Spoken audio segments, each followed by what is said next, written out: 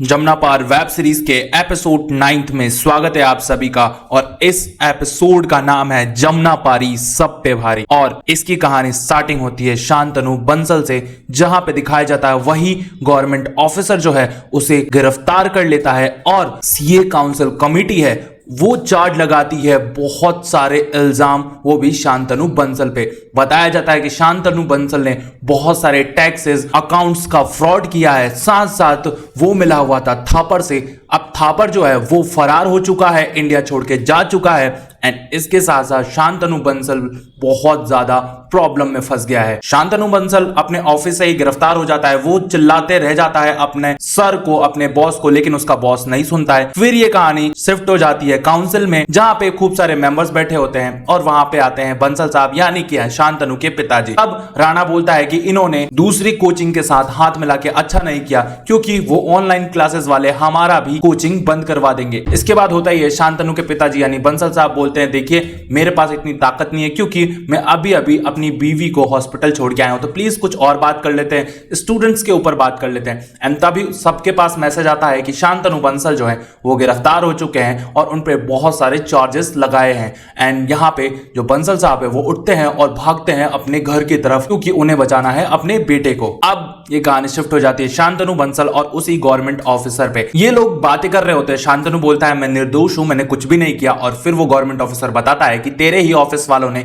तेरे को फंसाया है बेटा, और तेरा जो थापर सर है वो तो कब का इंडिया छोड़ के जा चुका है और उसने खूब सारा पैसों का घपला भी किया है। इसके साथ साथ किसी ने भी तेरा साथ नहीं दिया, और तू जिस कंपनी में काम करता है यानी किदवाई कंपनी में, उसने भी तेरे को नकार दिया है और उसने कहा है कि हम फुल कोऑपरेट करेंगे, पर आप ये जो न्यूज है वो ऑफिस तक ना लाएं, हम आपको आगे आके ही सपोर्ट करेंगे, आप ऑफिस तक मत आइए। इधर दिखाया जाता है उसके सारे ऑफिस के जो दोस्त होते हैं वो भी हेल्प नहीं करते हैं शांतनु की। जो सारा है उसको पहली बार पता चलता है कि शांतनु जो है वो तो जमुना पार से है, एंड वो भी शॉक्ड हो जाती है कि इसने मेरे से झूठ क्यों बोला। शांतनु जो है वो कहता है मैंने कोई भी साइन नहीं किया, कोई भी कॉन्ट्रैक्ट पे साइन नहीं किया। तभी वो गवर्नमेंट ऑफिसर कहता है ठीक है बेटा, तेरे पास बहुत टाइम है, ये ले पढ़ ले, और तूने ही ये साइन किया है कॉन्ट्रैक्ट, तभी तू इस फॉर्म का पार्टनर बना है। इसके बाद दिखाया जाता है शांतनु के फादर जो है उस गवर्नमेंट ऑफिसर के पास आके कहते हैं कि प्लीज मेरी बात समझने की कोशिश कीजिए, मेरा बेटा ऐसा कर नहीं सकता है। वो गवर्नमेंट ऑफिसर कहता है कि मैं जानता हूं ऐसा उसने नहीं किया है, लेकिन हमारे पास कोई भी रास्ता नहीं है और हम उसको पकड़ना चाहते हैं, क्योंकि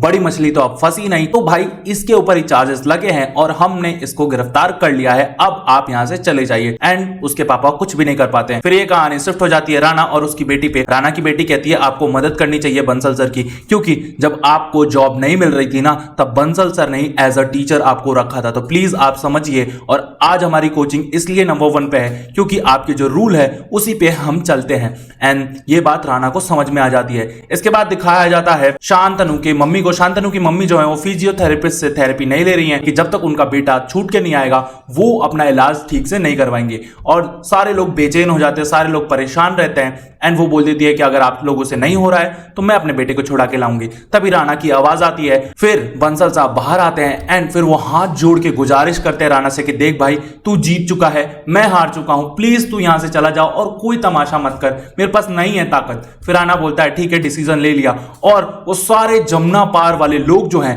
साथ में हो जाते हैं शांतनु के और वो प्रोटेस्ट पे उतर जाते हैं। इधर सुबह होते ही सब काउंसिल पे पहुंचते हैं। सीए काउंसिल के बाहर वो लोग धरना देते हैं, लेकिन वहां पे पुलिस वाले जो है उन्हें रोक लेते हैं। एंड तभी वो लोग कहते हैं कि हमें जस्टिस चाहिए और शांतनु को फंसाया गया है। ऐसी खूब सारी फॉर्म्स हैं जो एक सीए को बहुत ज्यादा बढ़ा चढ़ा के दिखाती हैं, और जब वो कॉन्फिडेंट हो जाता है तब उसका नीचे से काट देते हैं पत्ता और उसको फंसा देते हैं। इस वजह से सीए जो है वो उभर के नहीं आ पाते हैं और लोग जो है सीए को दबाना चाहते हैं। ये बात पता चलती है उसी गवर्नमेंट ऑफिसर को। वो दिखाते हैं शांतनु को वीडियो की, देख भाई तेरे जमुना पार ने तो बवाल मचा के रख दिया है, लेकिन इन सब से कुछ होने वाला नहीं है, क्योंकि जो तेरे चार्जेस है ना वो बहुत ज्यादा खतरनाक है, तो बेटा तू जेल में जाने की तैयारी कर ले। शांतनु बोलता है कि मैंने ऐसा कुछ भी नहीं किया, लेकिन कोई भी इनकी बात नहीं मानता है। फिर शांतनु रो रहा होता है एंड इधर दिखाया जाता है राणा और बंसल साहब जो है काउंसिल के हेड मेंबर से मिलते हैं, लेकिन काउंसिल का हेड मेंबर जो है वो कहता है कि मेरे पास कोई रास्ता नहीं है और मैं आपकी हेल्प नहीं कर सकता, तो प्लीज आप लोग यहां से चले जाइए। पता चलता है कि और भी केसेस पड़े हैं शांतनु बंसल जैसे, और एक ही फर्म ने इनको बहुत ज्यादा फंसाया हुआ है। तभी सब लोग सोचते हैं कि कुछ ना कुछ तो करना पड़ेगा, और ये कहानी शिफ्ट हो जाती है बंसल क्लासेस पे। दिखाया जाता है ये सब लोग प्लान बना रहे हैं कि जिन स्टूडेंट्स के साथ ये सब हुआ है हम उनकी हेल्प लें, और वो अगर आगे बढ़ के आए और उस कंपनी के खिलाफ बोले तो हो सकता है शांतनु भी गिल्टी ना माना जाए। एंड ये लोग फोन लगाना चालू कर देते हैं, लेकिन कोई भी इनकी मदद नहीं करता है और सारे लोग बहुत ज्यादा परेशान हो जाते हैं कि यार अब तो कोई भी नहीं आया। तभी होता यह है, एक पर्सन जो है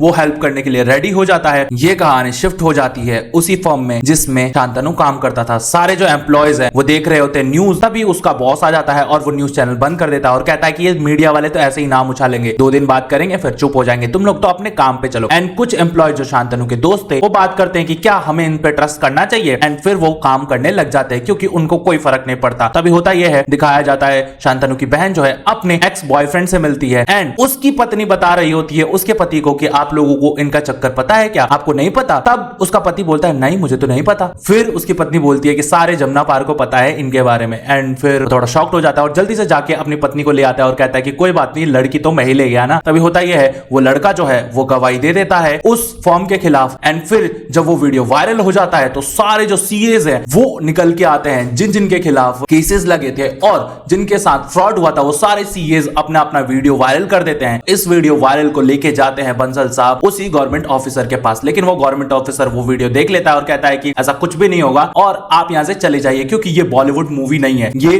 प्रॉपर केस है और यहाँ पे तो सही इन्वेस्टिगेशन होगी और आपका लड़का जाके रहेगा जेल। तभी होता यह है, वो बुलाते हैं शांतनु को और फिर वो कॉन्ट्रैक्ट सामने रख देते हैं उसके पापा के और कहते हैं कि ये पढ़ के देखिए, आप इतने बड़े टीचर है लेकिन अपने लड़के को कॉन्ट्रैक्ट पढ़ना नहीं सिखाया और साथ साथ आप अच्छे बाप भी नहीं है। तब बंसल साहब कहते हैं देखिए मैं अच्छा बाप ना सही पर खराब टीचर कभी नहीं हूं और मैंने अपने स्टूडेंट पे हमेशा गर्व किया और शायद ही मैंने इससे ब्रिलियंट सीए कभी देखा होगा अपने जीवन में। शांतनु ये देख के बहुत ज्यादा खुश हो जाता है एंड इसके बाद शांतनु के पापा ये बोल के चले जाते हैं कि भाई कोई बात नहीं, मैं अपने लड़के को बचाने की पूरी कोशिश करूंगा। शांतनु को सारी बातें याद आ रही होती है पास्ट की कि कौन कौन उसके साथ था, कौन कौन उसके साथ नहीं। तभी होता यह है, शांतनु बोलता है देखिए सर आपने जो फाइलें सीज की थी मेरे कैबिन से वो सारी फाइलें मुझे चाहिए और एक कैलकुलेटर चाहिए। तभी वहां पे एक असिस्टेंट रहता है, वो कहता है ठीक है मैं जुगाड़ करवाता हूं एंड शांतनु को कैलकुलेटर और फाइल मिल जाती है। जब शांतनु सारी फाइलें रीड करता है और सारी चीजें देखता है तो उसे बहुत बड़ा घपला नजर आता है एंड वो बात उस गवर्नमेंट ऑफिसर को बता देता है वो सारी की सारी कि देखिए सर उस कंपनी ने दूसरे फर्म के नाम पे सारे पार्टनर्स के जो इक्विटी शेयर्स हैं उस पे ट्रांसफर कर दिए और सारे जो ब्लैक मनी है उस फर्म पे ट्रांसफर करके उस सबको वाइट कर रहा था। उसके बाद होता यह है, शांतनु एड्रेस देता है उस ऑफिस का। जब वो गवर्नमेंट ऑफिसर उस एड्रेस पे पहुंचता है तो वहां देखता है वहां कुछ भी नहीं है एंड वो कहता है कि चलो भाई अरेस्ट वारंट निकालो उस कंपनी के ऑनर के खिलाफ एंड वो